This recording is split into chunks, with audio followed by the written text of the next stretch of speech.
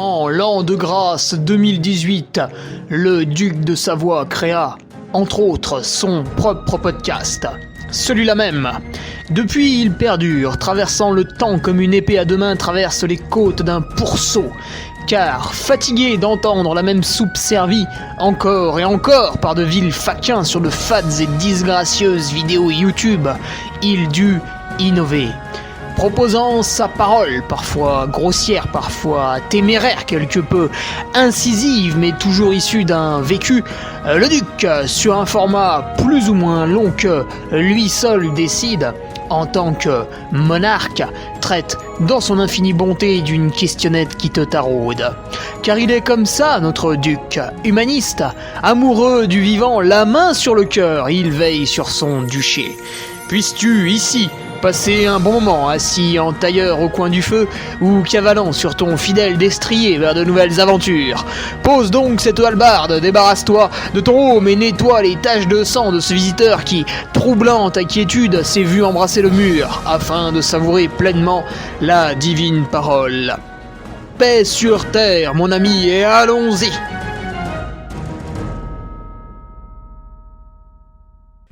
Allez, bonjour à tous, on se retrouve pour le podcast numéro 243.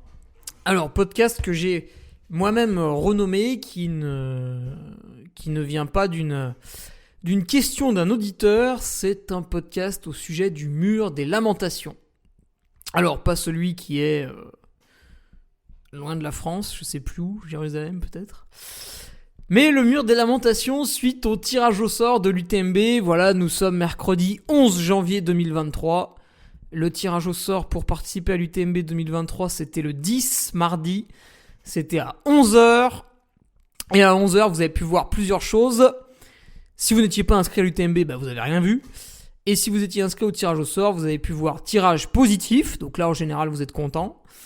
Ou liste d'attente. Là, réponse le 21 janvier, mais quand même peu de chances que vous soyez pris. Ou refusé, quoi. Le tirage au sort est négatif et voilà, vous êtes invité à recommencer l'année prochaine si vous avez toujours envie de venir. Et suite à ça, donc le tirage au sort a lieu chaque année. Cette année, les règles ont changé, mais chaque année, il y a un tirage au sort. Et suite à ce tirage au sort, il y a eu énormément, toujours beaucoup de gens qui comprennent pas le principe du tirage au sort, du tirage aléatoire, mais il y a aussi eu des athlètes soi-disant élites. Alors c'est eux qui disent ça, parce qu'ils sont au tirage au sort, donc ils sont peut-être pas si élites que ça finalement, puisqu'ils n'ont pas réussi à se qualifier en faisant un podium pour l'instant. Et eux aussi tombaient des nues, ils n'ont pas été tirés au sort, c'est injuste, tu vois, donc l'aristocrate, ça y est, redescend un peu avec le bas peuple et découvre que la vie est difficile. Et on va voir quels ont été nos deux phénomènes qui ont été formidables sur Twitter. Vraiment, très bel échange de leur part.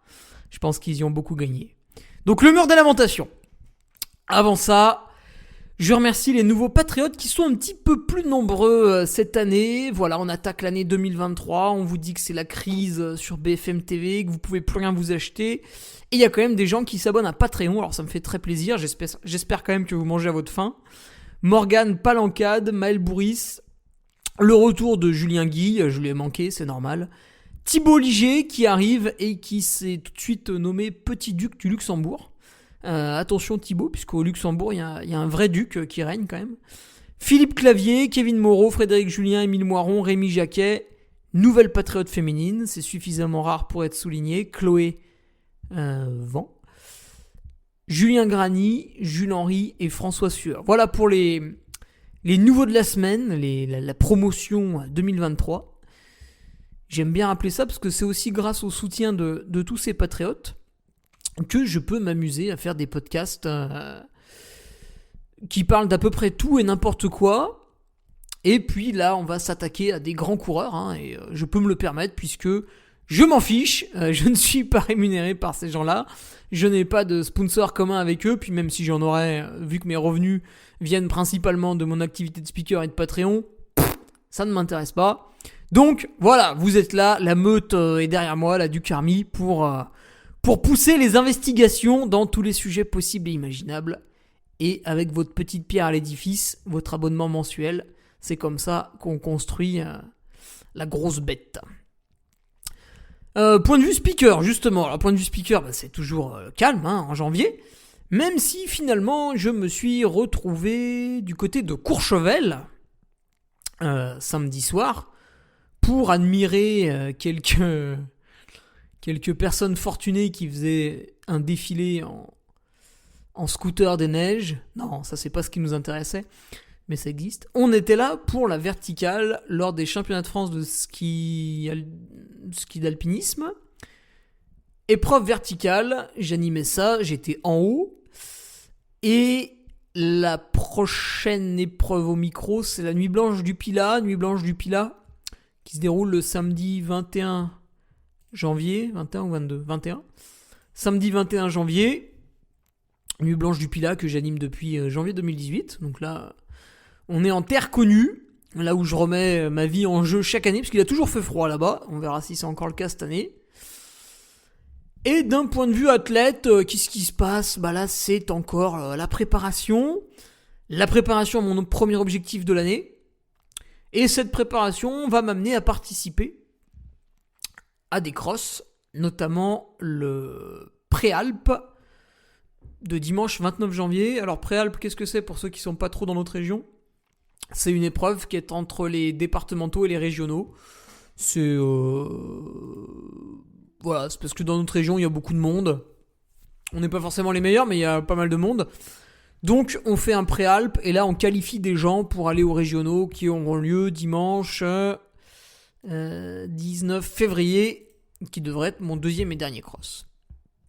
Je l'espère. Voilà pour les petites actualités. On va pouvoir passer directement à ce sujet sur l'UTMB. Alors, sur l'UTMB, puisque le tirage au sort a fait des émules. Pour la petite histoire, moi j'ai été tiré au sort, donc c'est bon, je serai là le vendredi 1er septembre 2023 pour faire pour la 5e fois consécutive le Tour du Mont Blanc et pour le finir pour la 5e fois consécutive et si possible mettre encore 1 heure de moins. Alors comment j'ai fait pour avoir un tirage au sort positif ? Certains diront j'ai triché, vous pouvez le supposer, mais j'ai mis toutes les chances de mon côté, pas forcément pour le tirage, mais pour être sûr de participer à l'UTMB. L'an passé, j'ai été très déçu de faire 5e au Trail du Saint-Jacques, qui était une épreuve by UTMB, et en finissant dans les 3 premiers, j'aurais été sélectionnable pour l'UTMB 2023. Malheureusement, je fais 4e, donc j'étais le premier des cons qui n'était pas sélectionné, quoi. Et donc j'étais très déçu parce que j'étais pas en forme. Bon, c'était de ma faute, c'était comme ça. Donc j'avais raté ça, mais du coup j'avais obtenu 4 Running Stones qui allaient me permettre de jouer au tirage au sort. Là je me suis posé la question, je me suis dit bon, qu'est-ce qu'on fait ? Est-ce qu'en fin d'année on multiplie les voyages pour aller acquérir tout plein de Running Stones et être sûr de passer le tirage au sort ? Ou est-ce qu'on se dit que finalement pour la première année, 4 Running Stones c'est pas mal, il y en a beaucoup qui en auront 0 et du coup je vais réussir le tirage au sort. J'ai choisi la deuxième option parce que la première option me demandait un coût financier énorme puisqu'il fallait que, au lieu d'animer des courses le week-end, je perde l'argent obtenu sur la course que j'animais et que j'aille faire une course loin, Mexique, UTMB, Kuhlamanen en Suède, quels exemples il y avait ? La Thaïlande, voilà, que des trucs un peu loin. Donc en faire 1, 2, 3, il y a le voyage, ça a un coût, qu'on y aille en train, en voiture ou en avion, ça a un coût. Il y a le coût du logement, parce qu'il faut se loger une fois sur place. Le coût de la nourriture étant négligeable, parce qu'en priori, que je sois en Allemagne ou en France, je vais manger à peu près la même chose la journée, normalement. Du coup, ça avait un coût financier énorme, et je me suis dit, bon, ça vaut pas le coup. En plus, il y a le petit côté multiplication de voyages, donc ça c'est pas très très très écologique, même si je vais pas me l'interdire totalement. En faire 3 ou 4, ce serait exagéré, donc non, finalement j'en ai fait 0. Et j'ai opté pour la solution de me dire, voilà, j'ai 4 Running Stones, c'est suffisant pour le tirage au sort. Et finalement, j'ai eu raison puisque j'ai été tiré au sort. Mais j'avais 2 autres cordes à mon arc 2 autres manières de participer à l'UTMB. Tu vas me dire, ah bon, mais comment ça ? Autre manière de participer, c'est faire un podium sur des courses by UTMB d'ici le 1er août 2023.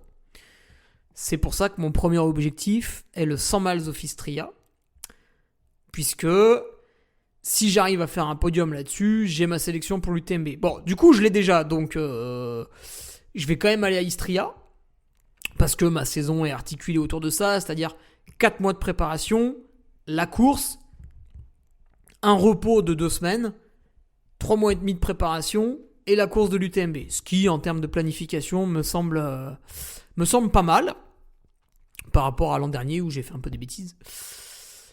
Du coup, je vais quand même à Istria, mais il y aura plus de pression. C'est-à-dire, voilà, j'y vais pour courir, pour faire une bonne performance, pour augmenter mon index de performance, ma cote, pour, suivant le plateau qu'il y a, voilà, gagner, faire podium, faire top 5, faire top 10, ça dépend un peu des adversaires.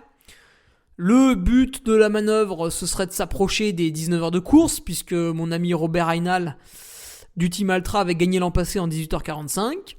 Donc ce serait de me rapprocher de sa performance. Voilà. Et puis derrière, en fait, la date est très bien choisie, puisque c'est mi-avril. Derrière, je peux me reposer pendant 2 semaines, ce qui va me laisser tout le loisir de finir les préparatifs pour la course que j'organise, le Trail Nivelles-Revard. Et ensuite, je reprendrai le sport à partir de mi-mai, très sérieusement. Et cette fois-ci, avec un seul objectif, c'est l'UTMB. Il n'y aura pas de Trail du Saint-Jacques, d'Eiger Ultra Trail. Alors, je vais quand même y aller, mais je ne ferai pas la course à 100%. Je serai un peu sur la retenue et surtout, je vais pouvoir tester des trucs. Alors, j'en reparlerai surtout sur le Patreon, mais on peut tester plein de choses. On peut tester de partir très doucement par rapport à d'habitude, puisqu'il n'y a pas d'objectif à la fin, et voir ce qui se passe en deuxième partie de course.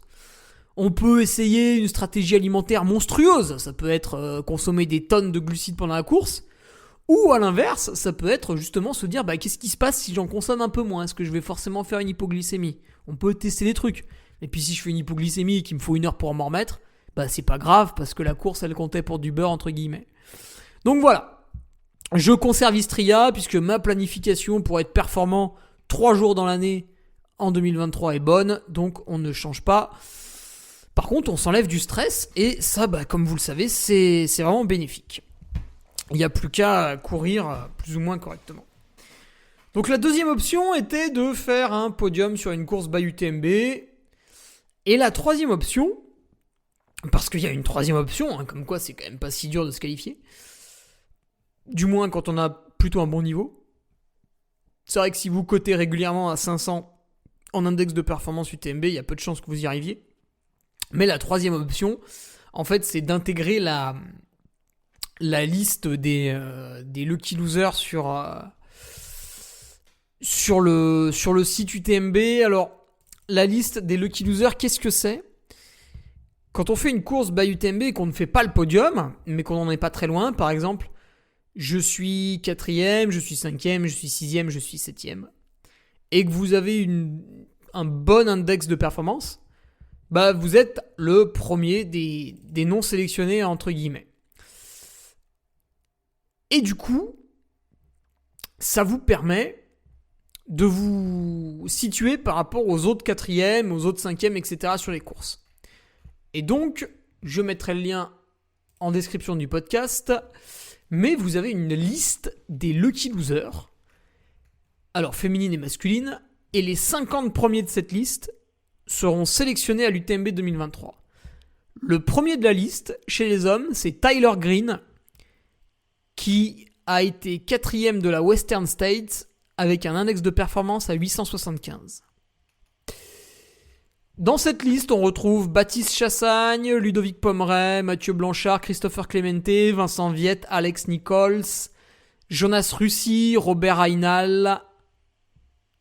Qui est-ce qui est connu encore après ? Anthony Costales, l'américain. Voilà, les frères Camus, Sylvain et Sébastien, Francesco Cucco.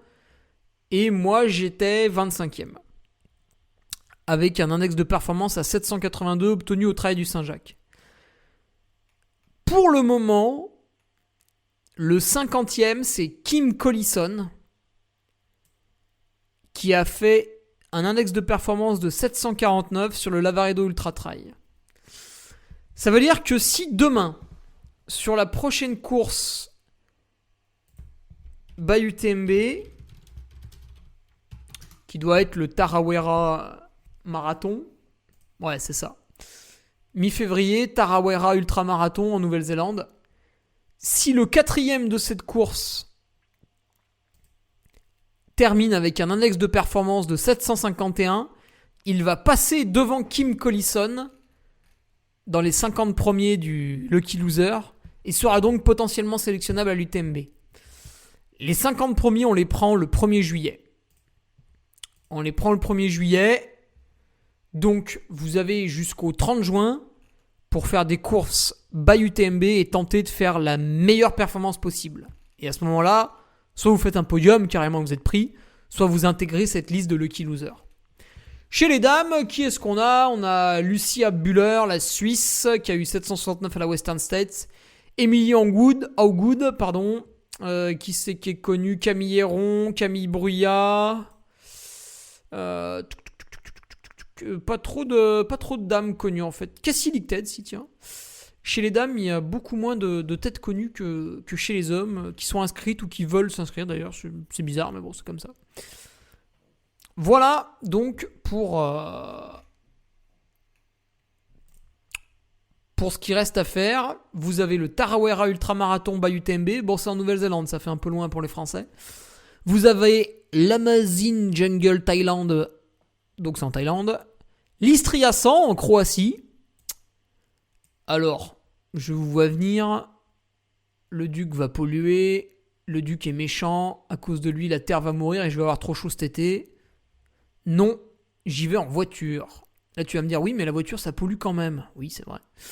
J'y vais en voiture, on est 5 dans la voiture, le trajet va durer 8 heures, quasiment que de l'autoroute, ma voiture elle consomme 5 litres au 100 sur l'autoroute, j'y vais en consommant 1 litre au 100. Ha ! Bien fait. Aux États-Unis, on a une course Desert Rats Trail Running Festival, donc j'invite Tim Tollefson à aller là-bas, vous allez voir pourquoi. Toujours aux États-Unis, on a le Canyon Endurance Run UTMB, décidément mon petit team, il faudrait y mettre. Transvulcania début mai, ça va être exceptionnel. Ultra Trail Australia UTMB mi-mai. Valol Argentina, c'est en Argentine mi-mai. Ultra Trail Snowdonia mi-mai. Au Pays de Galles, Trail d'Alsace Grand Est, fin mai, Mountain Ultra Trail en Afrique du Sud, fin mai, début juin le Trail du Saint-Jacques, mi-juin la Mozart 100, 22 et 25 juin la Sportiva Lavaredo Ultra Trail, 23-25 juin Andorra 100, UTMB, 24-25 juin Western States. Voilà, vous avez 1, 2, 3, 4, 5, 6, 7, 8, 9, 10, 11, 12, 13, 14, 15...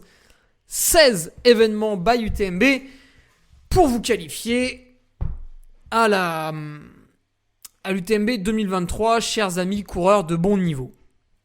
Donc il n'y a pas de quoi se plaindre et nous allons voir maintenant les gens qui se plaignent. Alors forcément, si vous êtes un coureur plutôt modeste avec encore une fois à peu près 500 d'index de performance, vous n'y arriverez pas. On voit qu'actuellement le dernier a un index de performance de 749. Bah, c'est pas non plus incroyable, hein. Alors, hier, Tim Tollefson, donc je retrace un peu le palmarès de Tim Tollefson, qui est un grand champion, mais qu'on a un peu perdu de vue ces dernières années. Grand champion parce que 2e de la CCC en 2015, 3e de l'UTMB en 2016 et 3e de l'UTMB en 2017. Ça, c'est bien. Il a aussi gagné il a fait podium et il a gagné le Lavaredo en 2019. Et il fait 5e de la Western States en 2021. Par contre, en 2020, il n'a pas couru. En 2021, il court que la Western States et il fait 5e. Alors, c'est bien, mais bon. Et en 2022, alors là, c'est encore pire. Il fait 33e de la Western States et rien d'autre. Et qu'est-ce qui s'est passé en 2018, en 2019, en 2021 et en 2022 ? Tim Tollefson, membre du team Oka, était invité par l'UTMB En plus, non seulement il participait pas au tirage au sort, mais on lui payait son dossard. Donc vraiment, il était confortablement installé sur la ligne de départ de l'UTMB et 4 années de suite, il a abandonné. Alors une fois il a eu froid, une fois il a eu une chute, les 2 dernières fois je sais pas ce qu'il a sorti comme excuse, mais des excuses, tout le monde en a sur à peu près tous les sujets. Le bilan c'est 4 participations, 4 abandons. Voilà. Quand on abandonne 4 fois une course, on vient pas la ramener. Et lui, si. Donc en étant 33ème de la Western States, il a cumulé 4 running stones, puisque c'est un format 100 miles by UTMB, et à ce titre, il a pu s'inscrire à la loterie de l'UTMB. Et vous remarquerez que jusque-là, le mec n'a pas branché une oreille, n'a rien dit. Il participe à la loterie, et pas de bol, il n'est pas sélectionné. C'est con, hein. Bon, alors oui, c'est pas de bol, parce que pour l'instant, il n'y a pas beaucoup de gens qui jouent à la loterie, et quelque part, c'est une preuve que c'est pas truqué. Parce que l'UTMB aurait pu dire, bah Tim Tollefson, il s'est inscrit à la loterie, bah vas-y, on va le tirer au sort, puis les gens, ils y verront que du feu. Bon, bah non, il a pas été pris. Alors c'est dommage, mais ça lui rappelle que tout athlète qu'il est, bah cette fois-ci, il faut se confronter au règlement, et selon le règlement, Tim Tollefson n'a pas prouvé sa valeur dans la dernière année. Il n'a pas fait de course sur les podiums by UTMB. D'ailleurs, il n'a pas fait de podium ailleurs. Et du coup, il doit faire un tirage au sort comme vous, comme moi, comme tous ceux qui n'ont pas fait de podium, qui n'ont pas prouvé leur valeur. Et une fois qu'on lui donne un tirage au sort négatif, ah ben ça y est, il est pas content. Il est pas content, donc il s'enflamme. Et en fait, il fait la supposition qu'il n'y aura pas de densité sur l'UTMB, qu'il n'y aura que des mauvais coureurs, etc. Alors ça, Tim, c'est pas très gentil pour ceux qui se sont sélectionnés, parce que ton copain Zach Miller, il s'est sélectionné. Benat Marmisol, en remportant la Restonica, il s'est sélectionné. Jonas Russi, Robert Einal, ils sont dans le top 10 des Lucky Losers, donc ils vont se sélectionner. Baptiste Chassagne aussi. Est-ce qu'on va vraiment avoir un UTMB au rabais ? Bah, je suis pas sûr. D'autant plus qu'il reste une quinzaine d'événements pour se sélectionner. Qu'est-ce qui te dit que Jim n'a pas prévu de faire Istria, de faire le Saint-Jacques, qui est à 2h30 de route de chez lui, pour se sélectionner ? Et à ce moment-là, bah, on aurait un plateau tout à fait correct à l'UTMB. Mathieu Blanchard a prévenu qu'il voulait pas revenir cette année, donc ça, bah, c'est son choix, parce qu'il veut se concentrer sur la Western States. Tom Evans, c'est pareil, il veut se concentrer sur la Western States, donc il fait le choix de ne pas revenir à l'UTMB. Ces deux garçons savent parfaitement qu'on peut pas enchaîner les deux. Donc voilà, finalement, bah, quand je prends le top 10 de l'UTMB, il y a quasiment tout le monde. Arthur Joyeux-Bouillon a prévu de faire Istria pour se qualifier. Thibaut Garivier, lui, va faire les mondiaux, donc je sais plus sur quelle course il va s'aligner pour se qualifier, mais c'est dans ses plans aussi. Qui est-ce qui nous reste dans le top 10 de l'UTMB ? Bon, j'ai plus souvenir. Kylian, je ne pense pas qu'il veuille revenir sur l'UTMB. Il était venu l'an passé, il a gagné. Bon, ben voilà, ça suffit maintenant.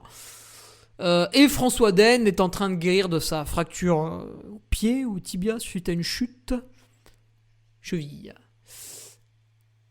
Et après une année sans UTMB, le connaissant, vu qu'il y va à peu près une fois sur deux, il va sans doute prévoir une petite course by UTMB. Moi, je ne serais pas étonné qu'il aille du côté de l'Alsace pour se sélectionner et aller donc à l'UTMB.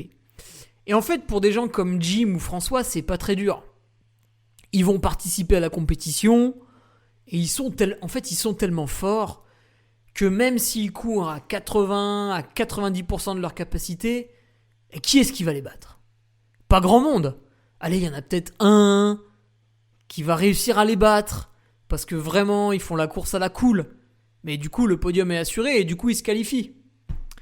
Donc, mon petit Tim Tollefson, toi qui prétends, et mon avis c'est que tu l'es, hein, tu es un grand athlète, pourquoi en fait râler ? Pourquoi râler ? Puisque tu es un grand athlète, tu es quelqu'un de très fort, et du coup tu n'éprouveras aucune difficulté à te rendre au Deserts Rats Trail Running Festival by UTMB aux États-Unis et à faire un podium sur cette course, puisque tu es très fort. Puisque tu es très fort, tu n'éprouveras aucune difficulté à te rendre à la Canyon Endurance Run by UTMB et à faire un podium, ce qui va te qualifier. En plus, c'est un événement majeur, donc il faut faire un top 10, pas un podium, pour te qualifier à l'UTMB. Du coup, il n'y a pas de problème. T'as pas été pris au tirage au sort, mais tu t'en fiches, parce que toi, t'es un athlète de haut niveau et tu vas pouvoir battre les autres sur une épreuve à la régulière. Donc, je ne vois vraiment pas pourquoi sur Twitter, tu sous-entends qu'il n'y aura pas de bons athlètes à l'UTMB et on leur demande simplement d'aller faire une course. Ce qui n'est quand même pas très dur, je pense. C'est pas très exigeant non plus. On vous demande une course. On n'en demande pas 50 000, on en demande une. Et il a relayé un tweet de Pau Capell que j'aime beaucoup. C'est deux garçons que j'aime beaucoup. Donc c'est aussi pour ça... Alors je les connais pas personnellement, c'est dommage. On aurait pu s'amuser à faire des questions-réponses. Bon, je parle pas leur langue. Je parle que le français. Et ils le parlent pas. C'est embêtant. Et Pau Capell, c'est pareil. Alors il s'interroge, mais toujours sur le ton de l'interrogation. Hein. C'est pas non plus un très gros problème. Il s'interroge et il demande justement à ses followers, qui lui répondent en majorité: Pau, il faut que tu sois l'UTMB, bordel de merde. Donc il s'interroge parce que Pau n'a pas été... Alors lui, il avait même pas de Rolling Stones. Mercantour. Ah oui, le Lavaredo, il a abandonné, il avait le Covid. Donc ouais. Pau Capell n'a pas de Rolling Stones, il n'a donc pas joué au tirage au sort. Il n'a pas participé à des épreuves by UTMB, donc il n'y a pas fait de podium puisqu'il n'y a pas participé. Donc Pau Capell aujourd'hui n'est pas sélectionné. Donc Pau Capell, pour se sélectionner à l'UTMB, il lui reste pas loin de chez lui, hein, pas loin de chez lui. Bon, même s'il aime les voyages, hein. Attention, oulala, Pau Capell en 2022, rien qu'en 2022, c'est la Trans-Gran Canaria. Bon, c'est en Espagne, mais vu que c'est une île, il faut quand même y aller en avion. Patagonia Run 2022, ça c'est en Argentine, hein, c'est un petit peu loin, hein, ça. Là, il a fait un 100 miles, hein, donc ça lui a pas posé de soucis. Ça, c'est une course en Espagne. Black Mountain Trail en France. Bon, c'est pas très loin. Pourquoi il est venu au Black Mountain Trail ? Est-ce qu'il est venu parce qu'il trouve que le sud-ouest de la France, ça déboîte sa race et c'est génial pour y passer un week-end ? Ou est-ce qu'il est venu parce qu'il y avait une petite prime pour Pau Capell ? Voilà, je pose la question. Lavaredo Ultra Trail, bon là, il a abandonné. Ultra Trail Côte d'Azur Mercantour, voilà, est-ce qu'il est venu parce que les Alpes-Maritimes, c'est super joli et il avait jamais vu ça de sa vie, ça lui manquait, il pouvait pas mourir sans ? Ou est-ce qu'il est venu parce qu'il y avait une petite prime à l'inscription pour Pau Capell ? Voilà, ça c'est la discrétion de ces gens-là. Ultra Sud, Canigou Montagne, même type de raisonnement. Une course en Turquie, bon là c'est encore pire. UTMB Mont Blanc, là il a abandonné, ah bah c'est dommage. Et Salomon Ultra Pyrénéeux, voilà, est-ce qu'il y allait parce qu'il a fait 3ème ? Est-ce qu'il y allait parce que le 3ème touchait à peu près $1 500 ? Ou est-ce qu'il y allait pour l'amour des Pyrénées espagnoles ? Voilà, je pose la question. Donc Pau se définit sur son tweet comme un athlète professionnel et il a raison, il l'est. Il l'est, c'est un athlète professionnel.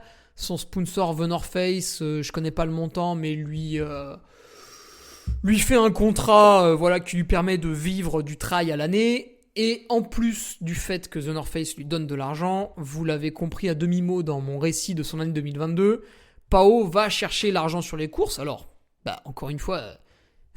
Il n'y a pas de mal, hein, si quelqu'un vous donne de l'argent, vous y allez, vous le prenez, hein, vous le faites tous le matin en allant au travail. Donc lui, c'est pareil, il le fait en allant faire un 100 miles en Argentine, il le fait en allant faire le Black Mountain Trail, etc. etc. Il va augmenter son salaire via des primes, comme le ferait un commerciaux sur les routes de France. Donc il a une activité salariée liée au trail running, il est professionnel. Et à ce titre, en fait, ce que Pau demande à son auditoire, et là c'est là où le problème arrive en fait, c'est est-ce que l'athlète professionnel doit être automatiquement qualifié sur certaines courses et donc l'UTMB ? Alors là où c'est très dangereux, c'est que, et c'est un tweet qu'a relevé Kylian Jornet en lui disant oui mais non, c'est que ce système où le professionnel est invité, c'est un système qui existe déjà chez Ironman. Avec la fusion d'UTMB Group et d'Ironman, enfin je sais pas si on peut vraiment dire une fusion, mais bon, le rapprochement des deux entités pour proposer un calendrier commun, les UTMB World Series. Avec ce rapprochement-là, vous l'avez vu, il y a eu une petite augmentation des tarifs. Bon, cette année, elle a été un peu plus grosse sur l'UTMB. Après, voilà, je sais pas pourquoi ça a augmenté tant cette année. Il y a peut-être une raison. C'est pas moi qui organise, je peux pas vous dire. Mais vous l'avez vu, l'Ironman est venu. Il y a la qualification via les slots en faisant podium sur les courses. Il y a la qualification via les slots en étant premier de sa catégorie sur les événements majors. Donc on s'imprègne de quelques règles d'Ironman, pourquoi pas, mais si on les copie jusqu'au bout, est-ce que ça va être vraiment une bonne chose ? Et chez Ironman, un athlète professionnel en triathlon paye une licence extrêmement chère à l'année, il me semble que c'est 900 €, et grâce à cette licence de professionnel, il a accès à toutes les courses sans passer au tirage au sort. Par contre, il passe à la banque à chaque fois. Du coup, est-ce qu'on doit créer ce statut en trail ? Est-ce qu'on doit dire, bah machin, il est professionnel, bidule, il est professionnel, et du coup, à l'UTMB, tous les professionnels, s'ils le souhaitent, ont le droit de s'inscrire sans tirage au sort. Est-ce qu'on doit faire ça ? Je vous pose la question, moi j'ai pas forcément la réponse. De mon point de vue, je serais tenté de dire oui, pourquoi pas. Quelqu'un qui a sa carte de professionnel peut être à l'UTMB, puisque c'est la plus grande course au monde en matière d'ultra-trail. Mais le souci, c'est comment on définit un athlète professionnel. Et toujours sur Twitter, réaction plutôt intelligente d'Arit Segea, qui lui, doit pas être professionnel vu son tweet, mais nous dit mon petit Pao Capel, c'est une très bonne idée, mais qu'est-ce qui se passe si des athlètes ont un index de performance plus élevé qu'un athlète soi-disant professionnel ? À ce moment-là, comment on arbitre ? Parce que lui, sportivement, il est meilleur, mais vu qu'il n'est pas pro, il n'a pas le droit de s'inscrire automatiquement à l'UTMB. C'est un petit peu embêtant. Donc, en créant des passe-droits dans tous les sens, en transgressant le règlement, en créant des échappatoires, on ouvre la boîte de Pandore, et après, ça va être une usine à gaz sans précédent. Déjà que pour l'instant, le changement des règles n'est pas très très simple, et surtout n'est quand même pas compris par la majorité des gens pour l'instant. Ça va venir au fur et à mesure des années, mais il faut déjà digérer ce changement de règles. Donc finalement, je serais contre le fait d'avoir des athlètes avec un statut professionnel. Et puis aussi, comment on dit le statut professionnel ? C'est quoi ? C'est en cumulant les dotations de tes sponsors, il faut que tu dépasses 20 000 € à l'année. En cumulant les dotations de tes sponsors, il faut que tu dépasses 50 000 € à l'année.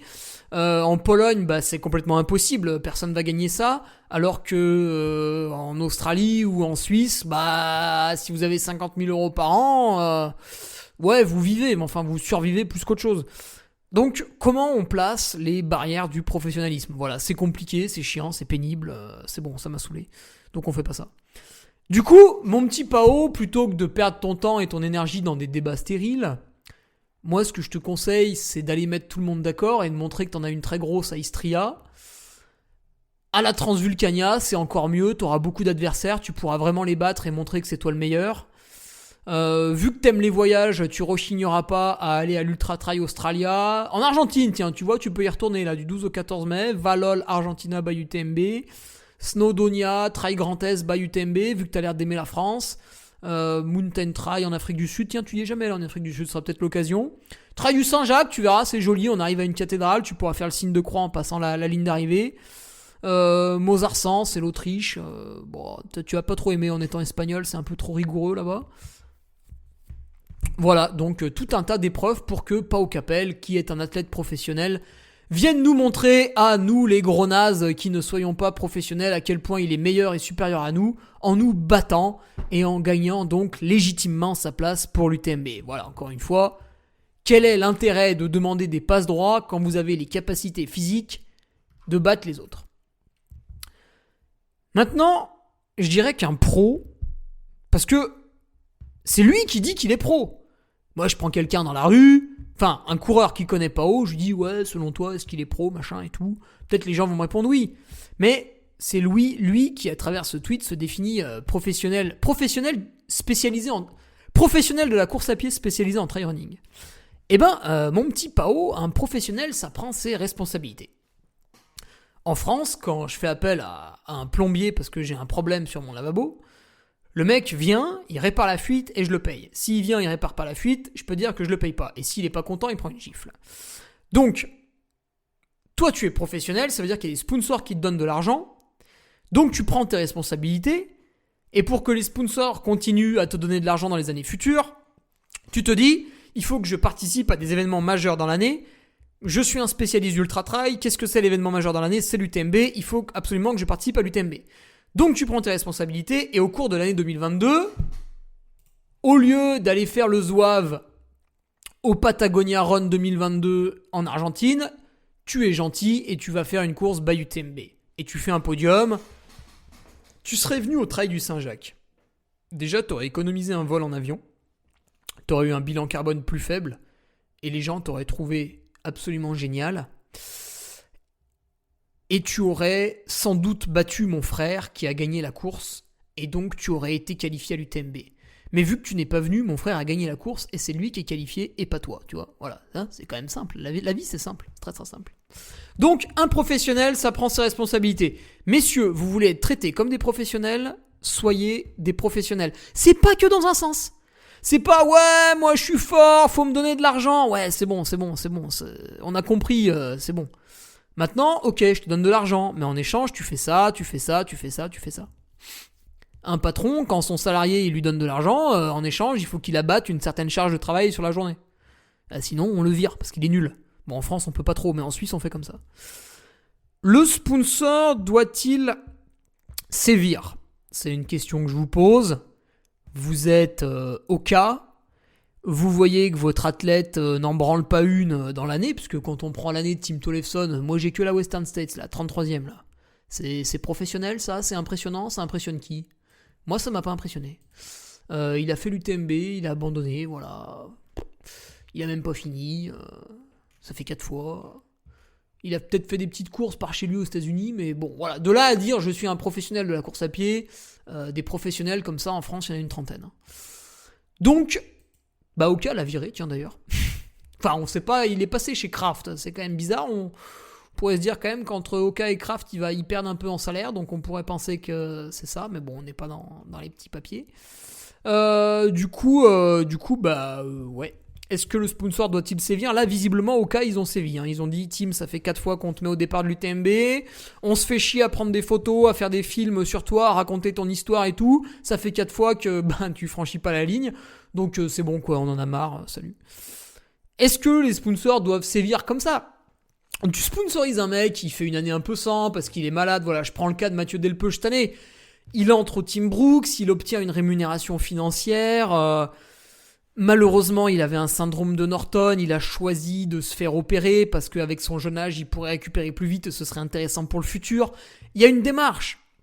Du coup, qu'est-ce qui se passe ? L'année suivante, Brooks continue de le sponsoriser, sans d'ailleurs lui reprocher quoi que ce soit.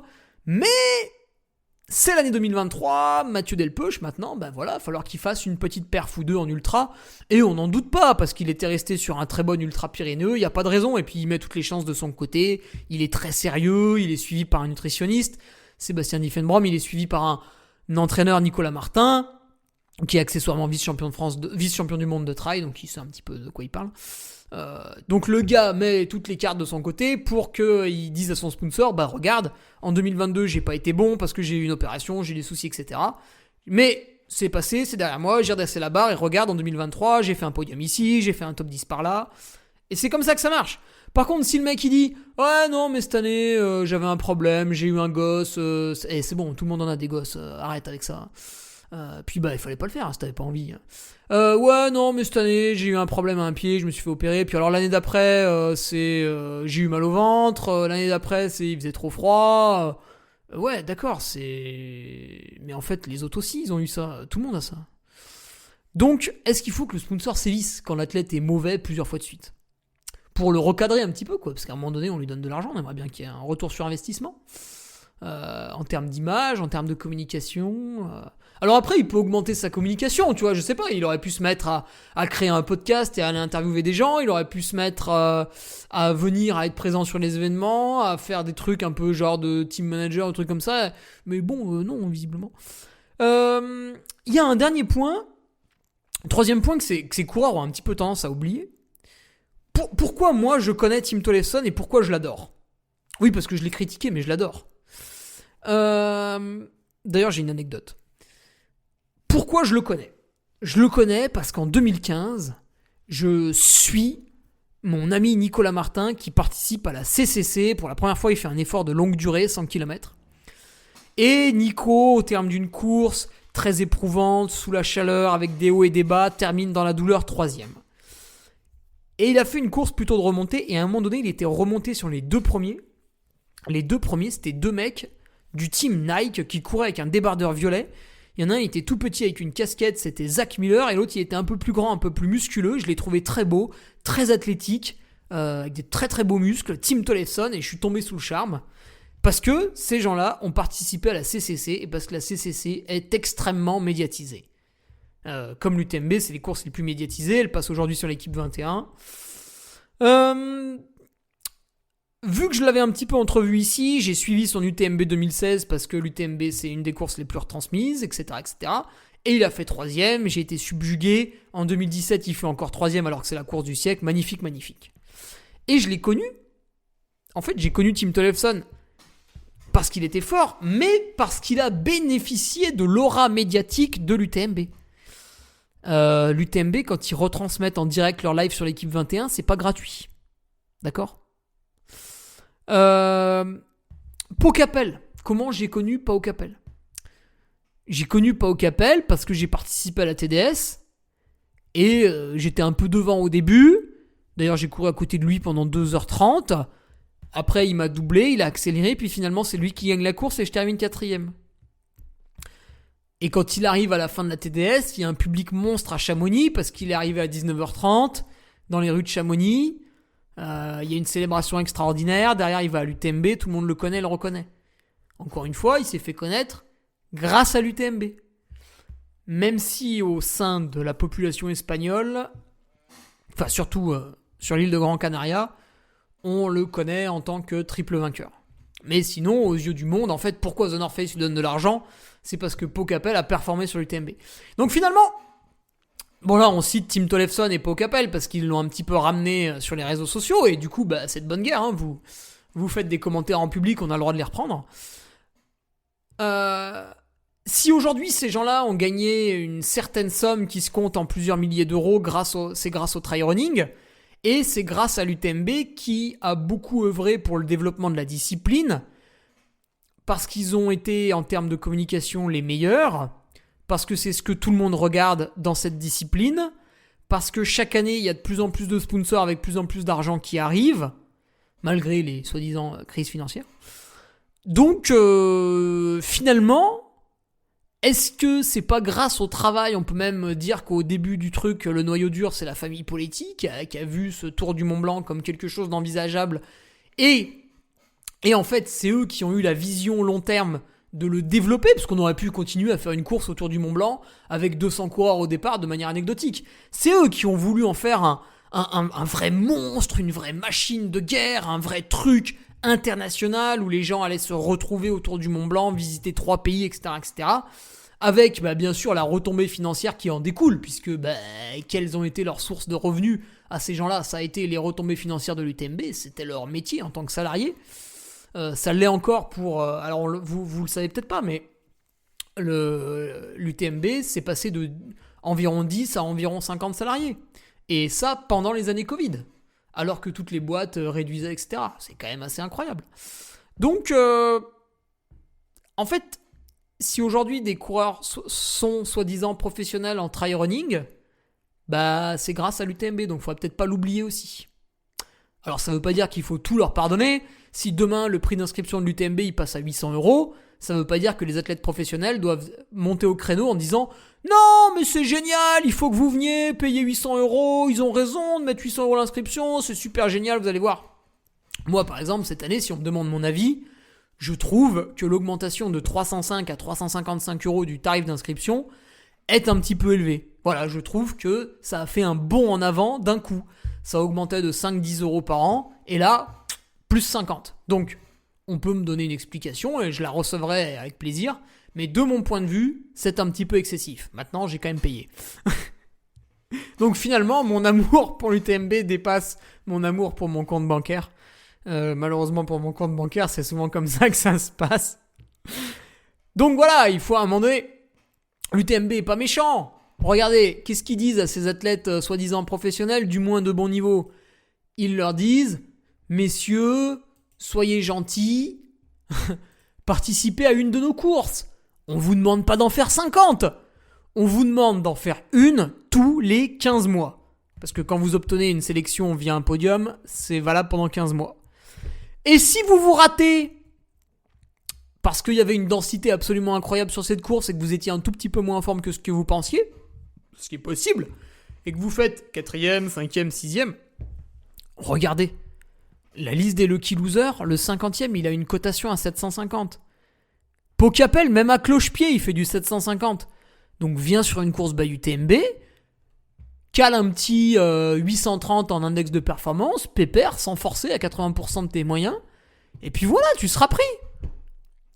Au lieu de nous casser les pieds sur Twitter, là. Voilà. Donc le nouveau système, c'est un peu une méritocratie. Il n'y a plus d'élite. C'est fini ce statut d'aristocrate. Maintenant, t'as fait un podium, t'as pas fait de podium. T'as pas fait de podium, t'es pas bon. Un tout dernier truc quand même sur ces athlètes de très très haut niveau. Je ne sais pas exactement qui a été contacté, mais plusieurs ont été contactés. François, Jim, Kylian et Xavier, c'est sûr. Les autres, je sais pas. Mais quand les règles UTMB ont changé, en mai 2021, les athlètes de très haut niveau ont été concertés en fait par les dirigeants du UTMB Group. Et ils ont tous dit que c'était génial, tu vois. Enfin, peut-être pas génial, mais ils ont dit voilà, ouais, c'est une bonne idée ce nouveau système parce que c'est vrai que 45 000 personnes qui veulent s'inscrire pour 10 000 dossards, bah, c'est un vrai problème à gérer. Donc ouais, ce nouveau système, il est pas déconnant, etc. Et là, les mecs, ils se plaignent maintenant. Enfin bon, c'est peut-être pas les mêmes, hein, mais voilà. Donc faut aussi dire ça. Ce nouveau système méritocratie, donc tu fais un podium, t'es pris, tu fais pas de podium, t'es pas pris. Il y a plus de ouais, mais moi je suis un élite, je suis une princesse, j'ai tous les droits, patati, patata. Non! Si tu veux te revendiquer comme quelqu'un de fort, t'as le droit de sortir dans la rue, d'aller vers un mec et de lui dire écoute, moi je cours mieux que toi. Toi t'es une merde en course à pied, moi je suis meilleur que toi. Je suis meilleur, ok, c'est comme ça. Et vous avez le droit de le dire, c'est sans doute vrai.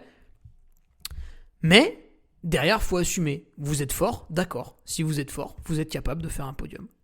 L'an passé, j'ai dit ouais, moi je suis balèze et tout. Bon bah finalement, Zobi Walou, j'étais 4ème sur la course, donc pas de podium. Donc Hugo, pas si fort que ça finalement. Du coup, Hugo, tirage au sort. Bon, il a été positif. Mais sinon, regardez, je suis 25ème sur la liste des Lucky Losers. Donc pas de souci. Bien. Que dire de plus que ça, c'est qu'il y a encore le temps de s'inscrire. Il y a encore le temps... Enfin, pas pour tout le monde. Mais pour ceux qui sont plutôt bons, vous avez encore le temps. Il y a 2 options. Première option, vous avez jusqu'au 1er août pour faire un podium sur les courses by UTMB de catégorie Event. Vous avez jusqu'au 1er août pour faire un top 10 sur les courses by UTMB de catégorie Major. Deuxième option, vous avez jusqu'au 1er juillet 2023 pour réaliser une course by UTMB, finir à peu près n'importe quelle place, mais avoir un index de performance élevé qui vous permet de prendre place dans ce top 50 des Lucky Losers. Voilà. Et ça, c'est accessible à n'importe qui. Regardez la liste. Je suis 25e.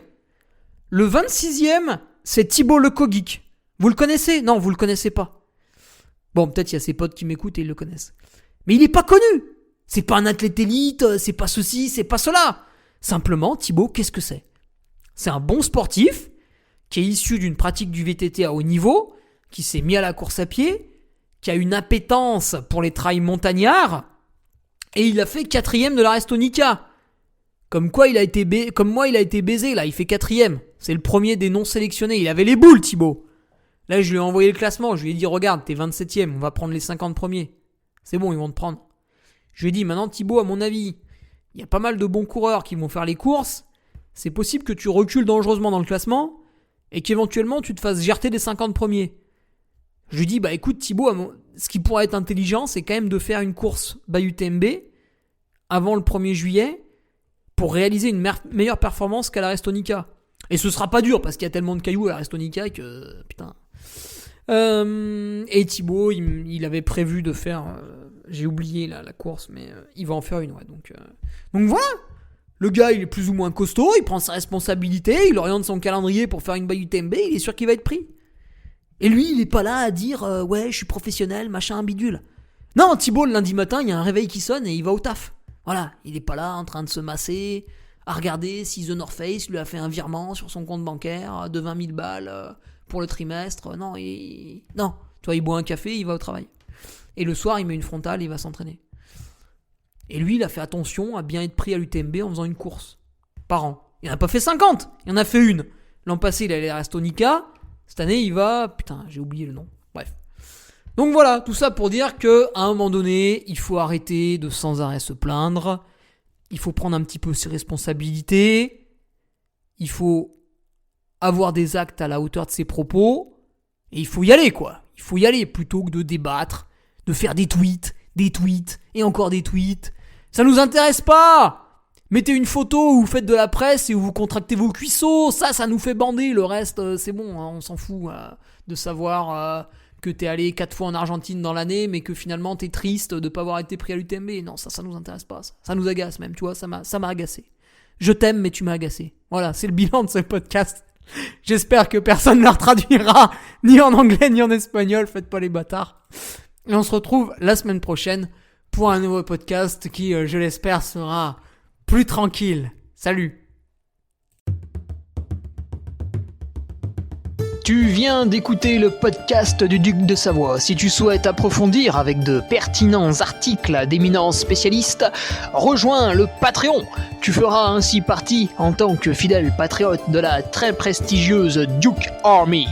Si l'humour est ton leitmotiv et que tu n'as peur de rien, viens sur l'Instagram.